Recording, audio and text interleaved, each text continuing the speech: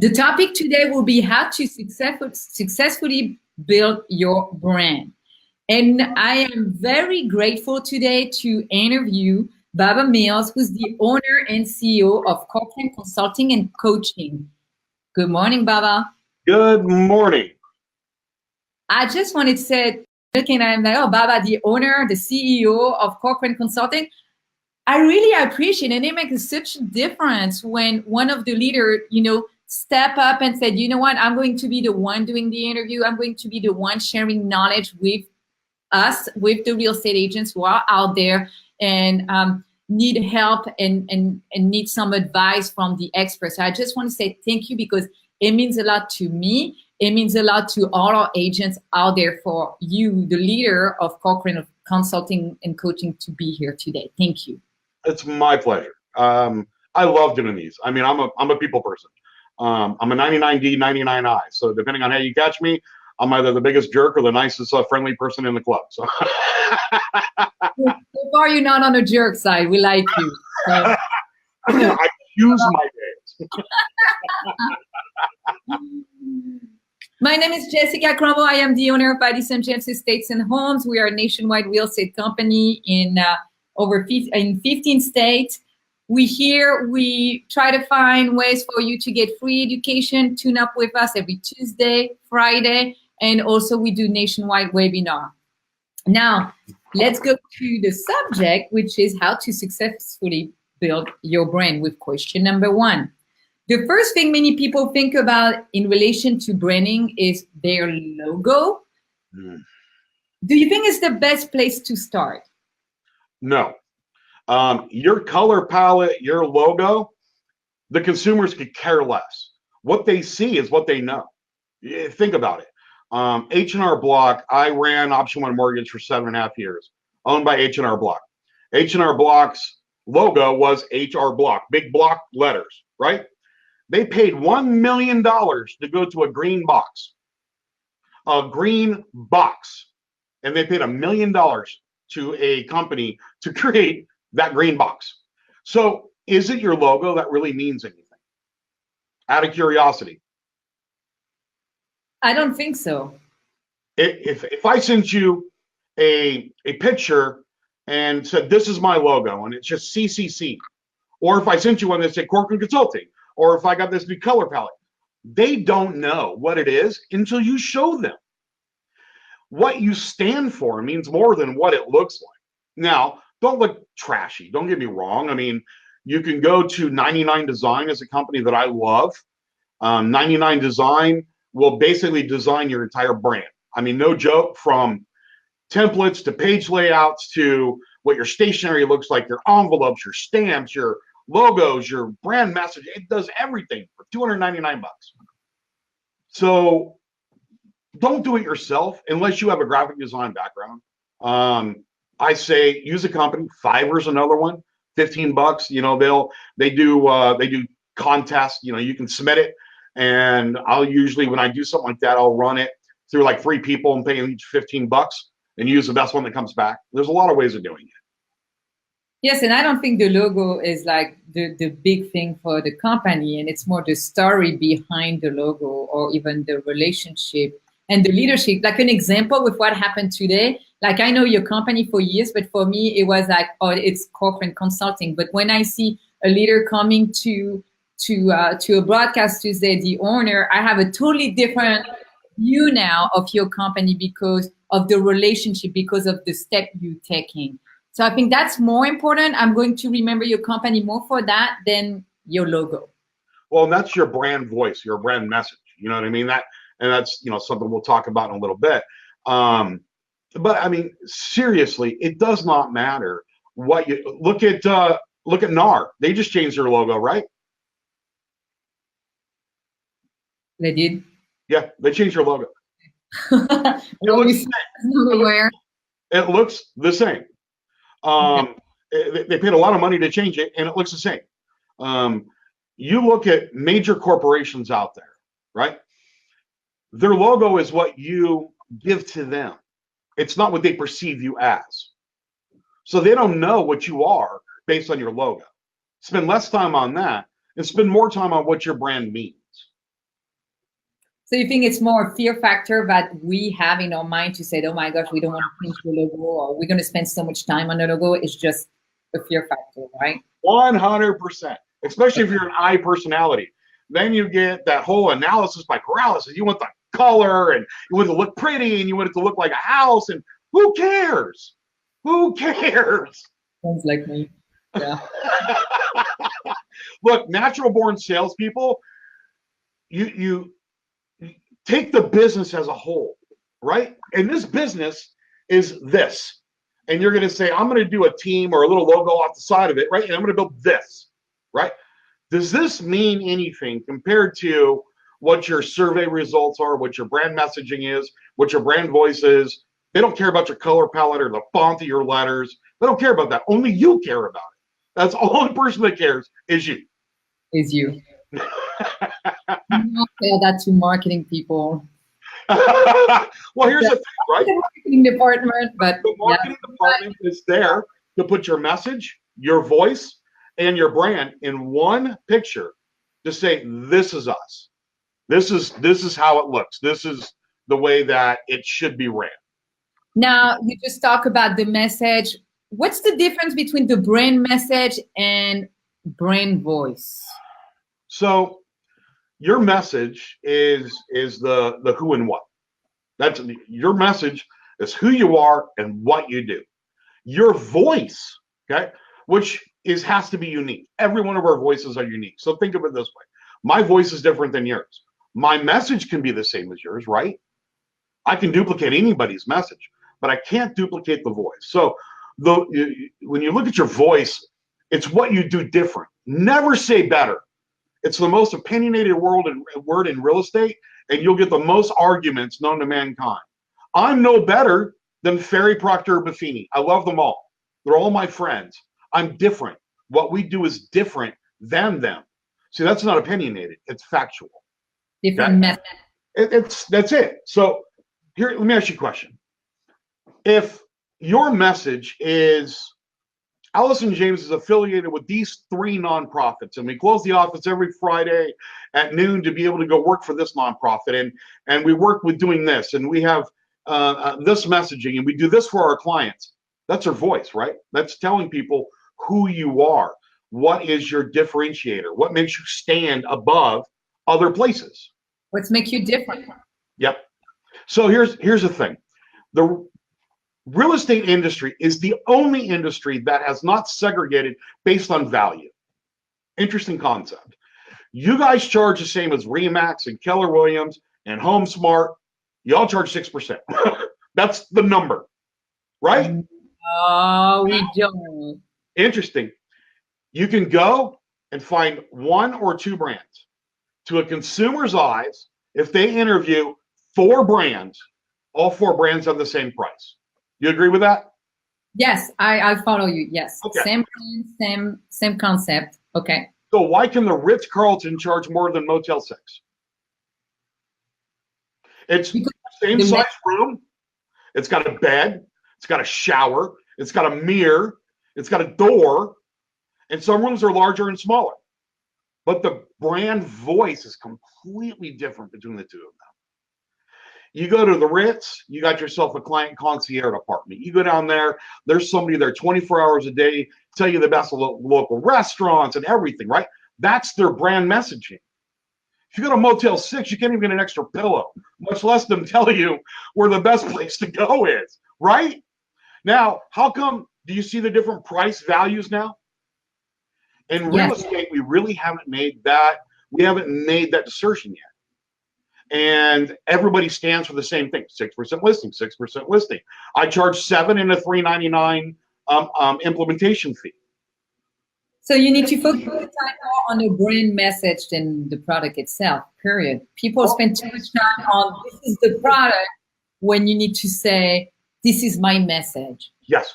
What's different with you, right? You have the same widget that everybody else does. You put it on the MLS and you're going to sell a house, right? That's all the consumers know. You're going to put it on the MLS, you're going to sell a house. So what is your differentiator? What is your brand voice? Now, the interesting part about this is every single agent that has a license with Allison James has a different voice. You have a different value. We all came from different worlds. We all came from different backgrounds. We all came from different parents. We all come from different businesses. So your voice is to your sphere or your target marketing versus your voice is different than another agent's. Do you agree with that? I agree. So as long as we keep the brand, Allison James, their culture, their value, the mission statement the same, and we have brand cohesion across everything, you are the brand voice for what your sector is, if it's your team or if it's you as an agent. So what do you bring that adds value to Allison James? That's the question. And how do you market that? So you're telling me changing a logo, yeah, no big deal. But if one day you decide to change the message, that's a big risk, right? So the company. Think about this. Okay. What if you guys went into property management? Would the logo stay the same? Yes. Message is different, right? Message is different. But it doesn't matter about the logo, does it? No. People are choosing you because of your brand, because of what you stand for as a brand. Okay. Your logo doesn't mean snot to anybody. They don't know what the other three losers were before you chose your logo. See what I mean? Yeah, and for real estate agent, I really believe too. Sometimes I see real estate agent choosing the brokerage because of the logo, because of the brand, and I'm like, no. A lot of consumer they decided to go with you because of your personality, because of who you are, because of your brand, and not just the company and the logo of the company. So a lot of people say it's our people. We're different because of our people. BS. Because when you want to recruit, aren't you recruiting somebody from another brand? You're recruiting their people, right? So it's not your people that makes you different. If you go to the bank, say you bank at Chase, right? And you got the same teller there every time. And that teller leaves Chase and goes to Bank of America. Are you going to change all your bank accounts to Bank of America because of that teller? No. So quit saying it's your people. Your SWOT analysis are wrong. Okay? When you say it's my people that makes me different, no, it's you. It's your brand. It's your brand message. What you deliver. That is what makes a differentiator. Is what you stand for. Okay? I'll give you a perfect example. Okay? People like doing business with likable people 100% of the time. When you're in a small group, you're going to refer friends. Oh, this person's my favorite interior decorator, my favorite appraiser, my favorite title, right? You have that group, right? You agree?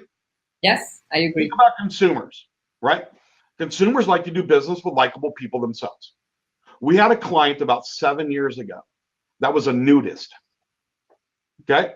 Right, exactly. So they got business from other nudists by opening up nudist real estate in Florida. And that was their brand. Right? Because people with likable interests do business with likable interests. You're into NASCAR, right? You're doing a business with other NASCAR. Now you're going to get people outside of that realm. But I want you to think about that, right? Isn't that part of your voice? Is what your interests are? That's about the interest of the person who started the business. Yep. Yeah. Yep. So, if I am a big proponent. I've got a nonprofit in East St. Louis that was one of the founders for, and everybody around that nonprofit does business with me because I have likable interests. Well, nonprofits are a big thing. Churches, people, YMCA's. Are you doing? I'm going to give you a brand marketing right now. Are you doing first-time home seller seminars? Everybody does first-time home buyer seminars. But when you sell your first house, you're scared as crap, right? Right. Are you doing marketing for first-time home sellers? I personally don't. I'm sure not that many agents out there doing it. No. No, but everybody's doing first-time home buyers, right? Yes, I do. Do you think that would help your brand message? Because you're doing first-time home buyers, your message says to the public, hey, we represent buyers. What about sellers? I think real estate agents think it will be more difficult and it will be more cost effective to do buyer. And that's why they decide to go that way. But you're totally right. Now you're setting yourself apart by saying, no, I'm not going to do like everyone else. I'm going to do one for sellers or first time home buyer. I should equal at least 2.5 sales per listing. I get the sell side, I get the buy side, and should have at least one extra referral to be able to close one out of every other closing, right? So when I own the listings, I own the market. That's what it comes down to. So that lead gen coming off the IVR signs, coming off the sign riders and my marketing and my retargeting campaign on my website, all of that generates more business. I didn't have to pay for that business because I have the listing. Versus the buy, you got to pay to generate business. Listing is a free marketing tool. Once you have the listing, you get all the leads on. Yes. But 100%. We think about what's up front. We don't think about after. No. So, and a lot of people think an isolated check, right? I'm getting this buyer. I'm going to get the check. Okay. So every business, there's two 40s, right? The number 40. You should net 40% after cost of goods sold, and 40% of your business needs to be referrals. That's how you run a sustainable company in today's market. So when you close on that buy side, do you have a past client program? Are you connecting with your past clients? Is that part of your voice? Oh, it should be mandatory. Past clients are more important than new leads. It's critical. It should. I think a lot of the agent focus on leads and new clients when they should put more daytime on past client. I totally agree. Same thing for us, real estate, broker owner. We try to get new recruit. We need to focus on our agents. What do we do for them to keep them and get more business out of them than just trying to get new leads? As a broker, you spend 80% of your time with you spend 80% of your time with the 80% of lowest producers in your office. You don't even touch the top 20 most of the time. You're working with the 80% of the lowest producers, right? Because you're like, I can help you. I know you can sell more. Right? But we don't focus on the top 20% because you're like, oh no, they're doing great. They're doing great. They don't need it. Yes. So here's the biggest problem. You know why people don't do past client programs? It's because they don't know what to say. They think they're only just calling for a referral, right? Oh, yes. What if I called you up and said, hey, this is Bubba. I just need to let you know, I went to Casa Maria restaurant over in Belleville last night and had the most amazing carne asada that I've ever had in my life. I talked to the owners, and they gave my VIP clients a 2-for-1 entree and a free dessert coupon that I wanted to share with you so you can go have the same amazing food. Would you like me to email or mail that to you? That's it. You just need to keep touch with your client. You don't have to sell a product. Just keep the relation going. Just as long as they can see that you're still around after a year, after 2 or 5 years, that's what you do. And don't sell a product. I have a session called The Art of Reciprocity. And that is, don't ask for something unless you're giving something, right? What are you giving? What is that part of it? When every buyer that I have that moves to a new community, my lawn care company mows the yard in the first 48 hours I move in for free. That's a value proposition, right?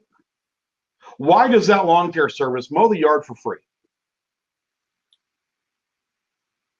Why do they?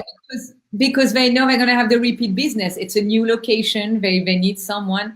It's a brilliant idea. I'm taking it from you. Somebody brand new to the neighborhood. What's the cost of originating that lead for the landscaping company? $3 for gas? Yes. And then they cannot sell. They're allowed to give a price sheet saying this is how much it'll be if I mow your yard weekly, bi-weekly. If you have places that are snow removal or whatever, they can give the price sheets, right? And they can give that out. But this is the first one is value above. Yes, one, it connects people. Yep. 2, it helps the new owner of the property. Yep. That's a no-brainer. That's your brand voice, right? Yeah. What you stand for. That's what you're affiliated with. Now, those landscaping peoples know when people are going to move, right? So who's going to get that lead? Yes. Yes, you give the lead to the landscape. He's going to do the job for free for you because it's a lead for them. Yep. So I'm not asking to just, hey, cut the grass, do the work, and I'm paying you for the work. No, I'm giving you a free lead. So Yep. it's a win-win situation on the agent, on the landscape guy, and on the new three happy people. Well, here's the thing. New agents, they don't know what to offer. They don't know what to do. They don't know what their brand voice is. They don't know whatever. This is where we help them build their part. They don't have a background. They can't say, I've been in this industry for 25 years. They can talk about the brand as a company. Allison James has been around for this big. This is the size of our company, and this is what we do. And we can kind of do that qualified by association, script. But on top of that, adding value propositions is how we get new agents to it. What kind of friends or what kind of small businesses do we have that can help with those growth, And at low cost for them, because they're a brand new agent, they need to find system. They need to have a map for new agent, which can be different than a top producing agent who does a lot of business, who have a bigger budget. 100%. Now, when it comes to a real estate agent, how can they manage their online presence? Okay. I hate most people's Facebook presence. I'm going to tell you that right now. And the reason why is because you choose a political party and you decide to post about a political party. If you're a Democrat, you're never going to list a property for Republicans. So stop it. Completely ridiculous. Leave politics off Facebook. That's what your friends are for. Go to a bar and talk about that. Yeah. What? Politics and religion off Facebook. That's it. And I see so many people on it. Number two, get a business page, not just a personal page. Look, a lot of you look absolutely amazing in bikinis and board shorts and like to have parties, right? You go splatter that all over Facebook and you got yourself a nice professional couple. Do they think they want to do business with you? No. Keep business separate than personal. And by the way, just because it's private doesn't mean it's private, right? We didn't have these problems 25 years ago when I started in this industry, by the way. We also didn't have these cyberbullying thing either. So, one, make sure your presence is professional. Look, me and my wife, we went to St. Charles last year, and they had a Christmas festival. We took a picture with Olaf, and we put it on there, right? They got to get to know us, too. I'm not saying keep everything, tightened up. Let them know a little bit about you, but keep it on a professional boundary. Yes, because you still want to build the relationship, so you want them to know who you are, but you're right, you have a limit. Example, if you go spend a night at a nudist party, you probably no beer, right? No skin. That's my rule. No beer, no skin.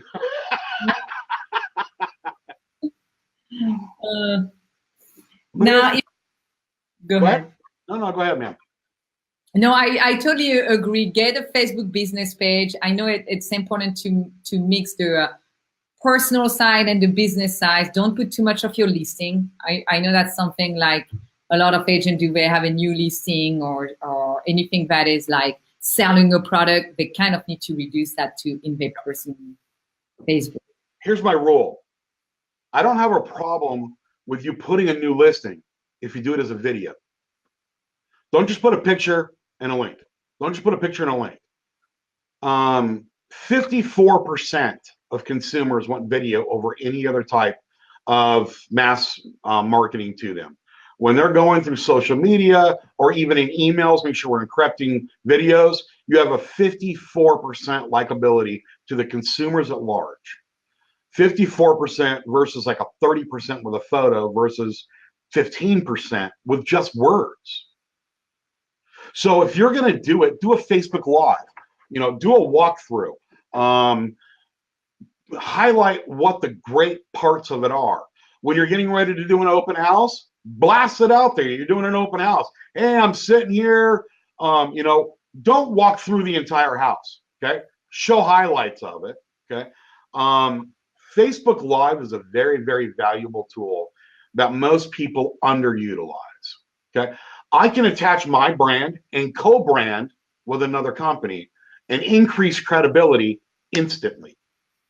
If I went to my local florist and said, you know what, you're going to be my small business of the week, and I'm going to do a Facebook Live, I'm going to interview you, your florist shop, your business, your everything, and I'm going to put that on my Facebook page. You're going to share it on yours, right? I just doubled my outreach like that. I doubled it like that. You run a contest real quick. Go into like a local pet store and say, hey, I'm going to do a drive. I want everybody's fur babies to take a picture in their Halloween costume, and the winner of it's going to get a $50 gift card by PetSmart. So you're not doing it, so it's not a RESPA violation. PetSmart is going to do it, but you just drove business to PetSmart, didn't you? But everybody that clicks on that and their friends see it and enter into it, you now have engagement, which increases your activity, which increases your visibility on Facebook. One of the issues with real estate agents is they need that icebreaker to say, okay, I'm going to go ahead and click and go live. And they kind of scared and they said, oh, I don't like the way I look. Oh, I don't like you don't have a choice. You're a salesperson, right? That's a part of what we have to do to survive. We don't care if you like it or not. That's what you have to do. And I really believe that people like the imperfection when, it's okay if you don't look perfect or if it's not perfect. That's not what we're looking for. We're looking to build a relationship with you. And that's what we all need to understand. It's okay. There's nothing wrong to not being perfect. You don't get to practice at a listing presentation or a buyer presentation, right? They walk in and you're live. It's the same thing as Facebook Live. You know what I mean? And who cares? Here's my rule of marketing and advertising. Be authentic and genuine and be yourself. That's it. Be authentic, genuine, and be yourself. Don't fake it till you make it. Don't give any of this other BS that anybody. Be yourself, be authentic, and people will go to you. That's just it. And you know what? If they don't like you, don't worry about it, because there's only a percentage that are going to like you in the first place. So take that percentage and use that as your marketing. That's it. Now, if I'm a realtor wanting to build a brand and have it be recognized, I'm going to want to get my name out there as much as possible. How do I avoid overexposure? So here's my answer to that. The statistics for a consumer to recognize a brand is having 3 mediums of communication, right? They don't recognize a brand till 3 mediums of communication. And most consumers only have in their head space for 3 brands per sector. So if I say luxury sports cars, you could come up with 3 like that. Bam, bam, bam, right? If I say best hotels in the world, you could come up with 3. You got to think after that. That brand is built by at least 3 touches. That's either email, mail, Facebook, phone, billboard, radio, TV, whatever it comes down to. They want 3 mediums of communication. Once they have that, then it's considered to be a brand recognition. Now, what your message is in those needs to be able to be your brand voice. So once you are now in that top 3, okay, you can't overmarket after top 3. The problem that most people have is they undermarket more than they overmarket. When we talk about postcards back in the day, a lot of people would mail a postcard and then wait a month to mail another postcard. No, an 8x8 is 8 pieces, 8 weeks. Bam, bam, bam, bam, bam, bam, bam, bam, bam, right? That's building the brand. When you are on Facebook or you're on any social media and you are doing more than 2 posts a day, that's when you're over branding yourself. Oh. Okay. Now, if you do more than 2, it needs to be about different messages. So here's this house, and oh, by the way, we're doing a food pantry drive for the local homeless shelter. And by the way, we're collecting stuff for the YMCA. That's okay. I'm okay with that, right? But if you're like, here's a house, here's a house, here's a house, here's a house, boom, you are socially deleted at that point. Now, would over branding, and I'm looking more at myself, personal question. By the way, if you want to ask a question, go ahead. I'm just go ahead and asking my question now. But if you want to ask Bubba a question, just go ahead, put a comment. Now I have a personal question.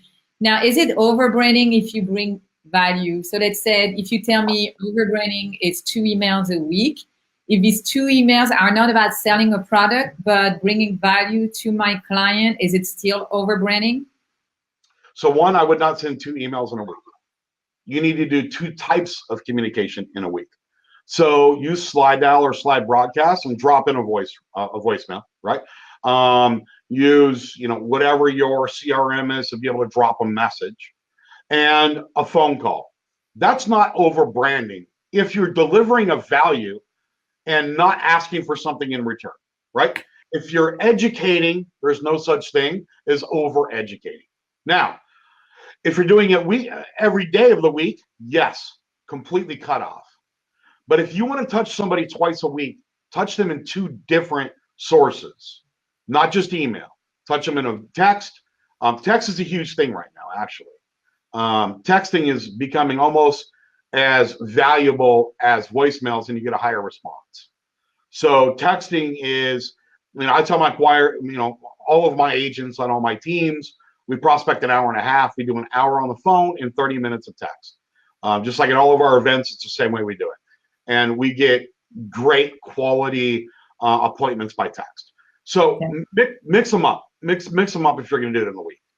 Now, here's another thing for you.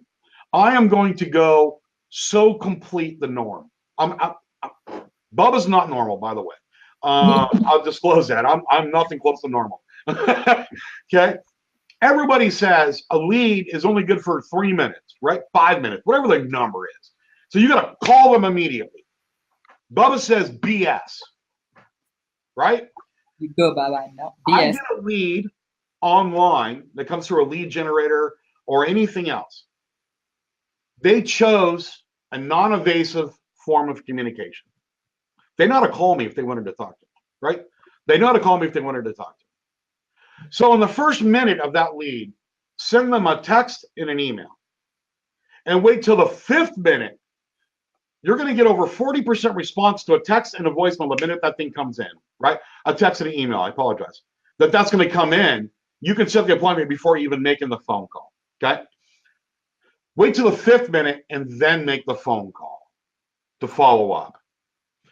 If the lead comes in IVR or whatever, then we know they're comfortable with the phone. They want to talk on the phone, okay? Then make the phone call first. But if they chose a non-evasive form of reaching us, choose a non-evasive form of communicating back immediately.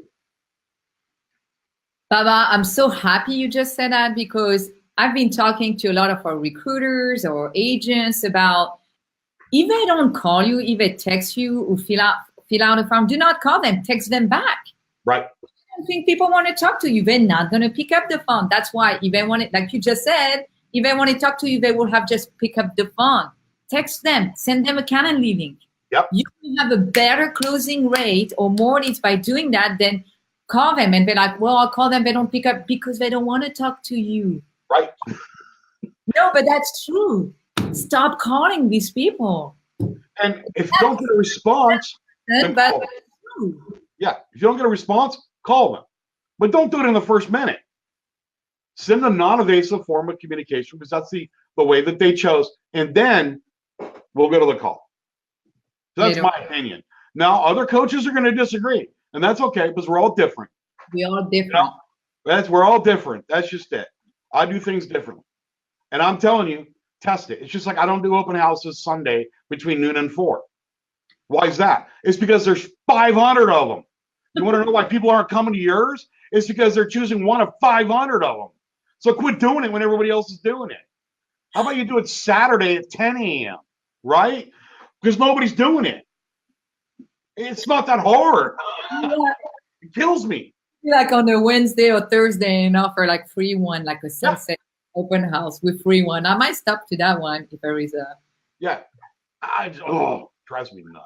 Yes, and you can't even know which house to go. There's too many signs on the weekend. There's no way. Absolutely. Here's the thing, right? If I'm the first one of the weekend, I'm getting the first shot at that couple that's going to be home buyers that I can get under exclusivity. You agree with that? Yes.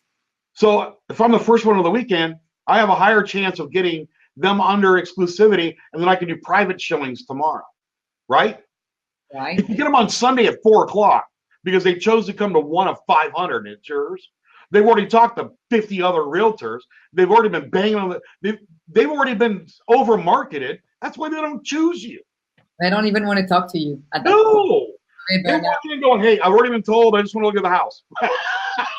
You won't talk everything. Right. Come on, guys. It's not that hard. That's good. Not Saturday and Sunday. Just do it during the week. Yep. Last question. Do we have any question, or I can go with my last question? We have a couple comments. I'm looking. What is a good time to call prospect? Ooh, how about when they submitted their lead? I don't know why you do this, right? If the lead came in at 8 o'clock at night, why are you calling them at 9 o'clock in the morning? Have you ever considered sorting your database by the time the lead came in, right? And then choosing that best time to use as prospecting? Figure it out. Most people, right? I'll give you the answer to your question, a direct answer to your question. It's going to be between 11:30 and 12:30 and from 6 to 7:30. That's the best time. You just said something, and I'm learning from it. Do you think lead source should be done also not just by where the source come from, but by timing? I never thought about it. Maybe I'm the only one. Sorry. If you've got internet leads and you're seeing that they're all coming in after 5 o'clock at night, why are you prospecting the same time every day of your life? I prospect 9 to 10 a.m. every day. Well, you're going to get the same results. Merry Christmas, right? How about you change it up and let's call when they submitted it. Now, they're submitting them at 10 o'clock at night, people. Don't call them at 10 o'clock at night. We have a problem with that, right? However, you can email them at 10 o'clock. Think about it. You can email them. You can't call them. And don't text them, but you can email them. So your 5:30 or 6 o'clock to a 7:30 range covers your night, people. Look, we have National Prospecting Night for all of our clients. In fact, it's tonight, right? We do it the second Tuesday of every single month, and all of our clients, we have a prospecting competition. So all of our clients log in, how many agents are prospecting, their time, how many dials they made, how many contacts, and how many appointments set. And then we sponsor a pizza party for a client that had the best thing, right? So we do that National Call Night every single month for all of our clients. It's at night, not during the day. It's amazing how people think this is an 8 to 5 job. People, when you signed your real estate license, you gave your life away. Now, if you're new, you're not getting your life back for a little bit. However, when you earn your stripes, you earn the right to work 8 to 5. You earn the right not to work on weekends. I tell people, look, I'm sorry, Sunday's God's day. I don't work on Sunday. You're going to have to choose the day before or a day after, and only the day before. I'm only available from 9 to 12. You pick it, or we have to do it on Monday. You fit my schedule. I don't fit yours. I agree. And as a new agent, you should not be working 8 to 5. It's more after 5 and weekends. If you're an agent starting, you're going to put more time in from 3 to 8 o'clock and on weekends than you are from 8 to 3. So if you say, I need to do part-time or whatever, don't show up in the morning, right? Show up in the afternoon and night. You're going to get a higher value for what you're doing. Which is perfect for us. Yeah. I mean, that's because I don't want to work that night shift, so I'll make sure you get it.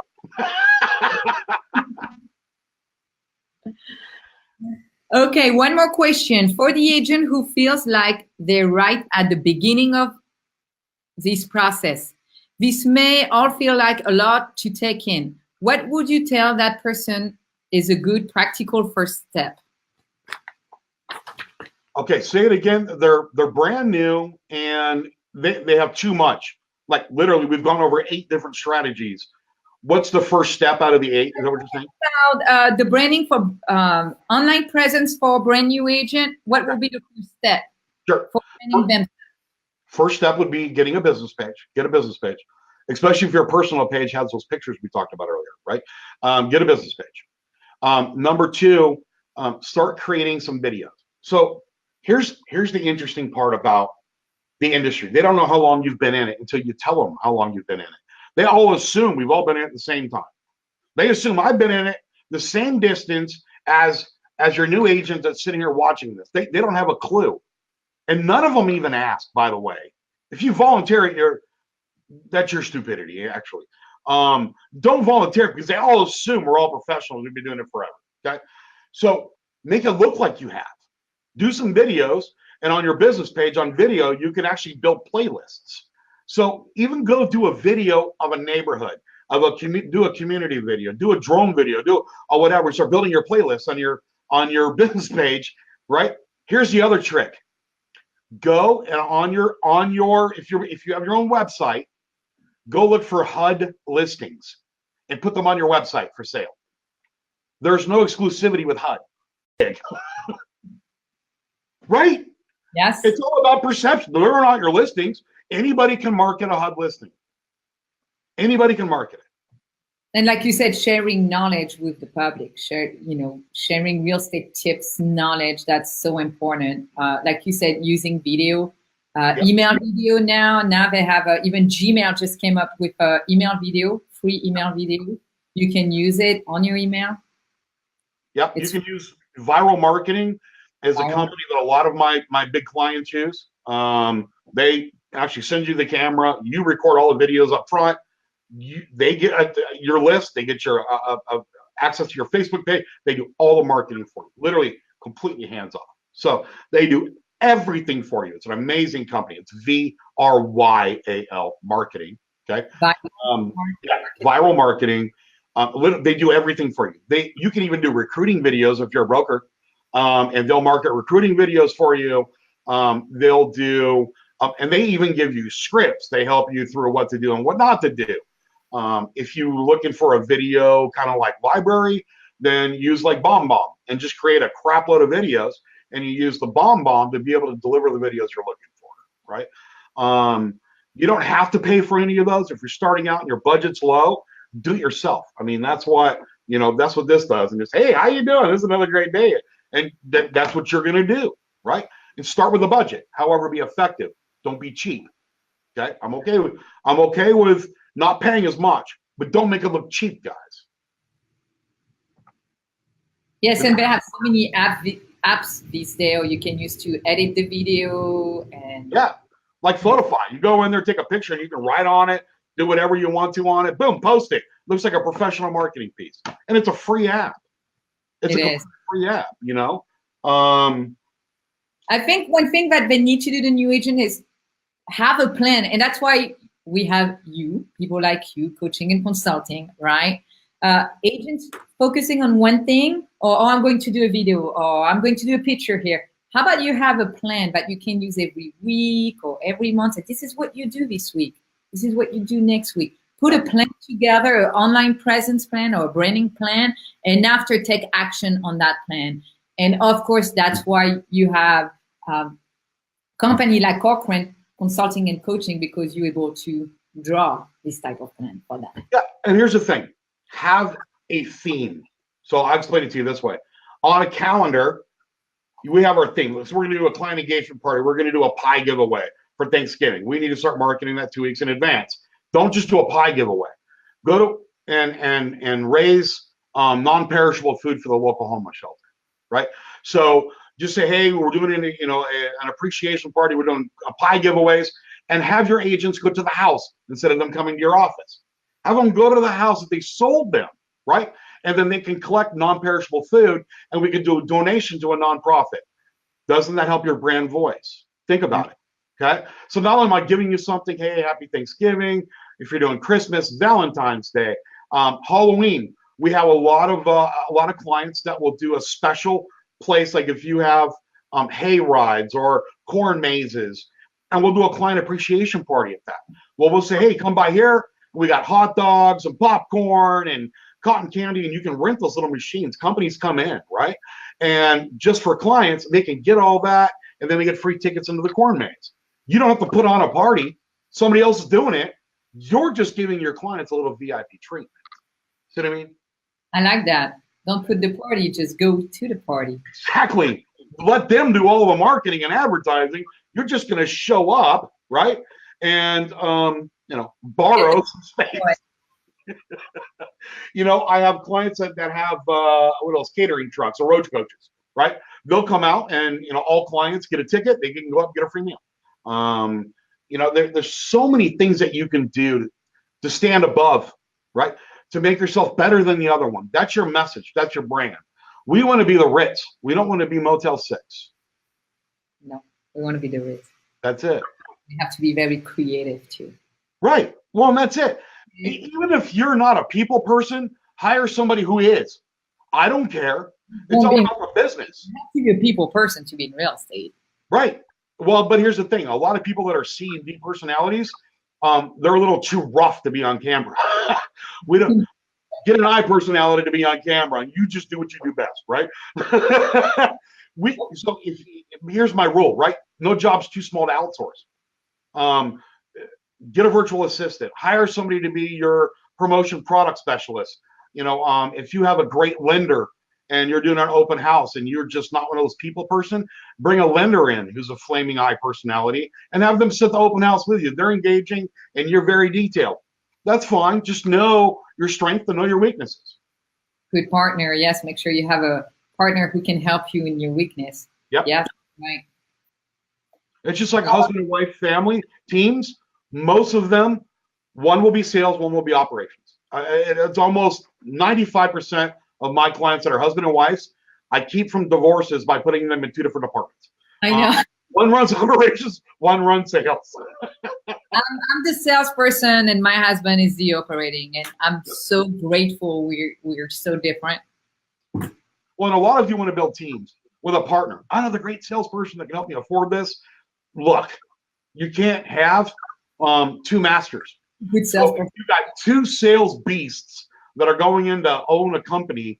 Hire an office manager ASAP and stay out of operations, because you 2 arguing are going to be the worst thing for the company. Yes. No, you don't want 2 salesperson. No. 2 leaders. No. You can have 1 master, 1 god. Just have 1, right? Get an investor for the other one instead of a business partner. Yep, exactly. Bubba, thank you so much for being here today. My pleasure.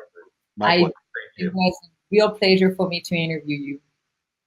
Well, hopefully I gave value to you guys, and you guys, we've got a lot of strategy you guys can implement like today. So I look forward to seeing some results from you. Perfect. Thank you, Bubba. And Bubba will also do a webinar for us in October, 3rd Wednesday of the month at 10 a.m. We will have Bubba coming and do a webinar. Mm-hmm. Thank you so much for being here. Thank you to all our audience today for listening to us, and I will talk to you next week. Bye-bye.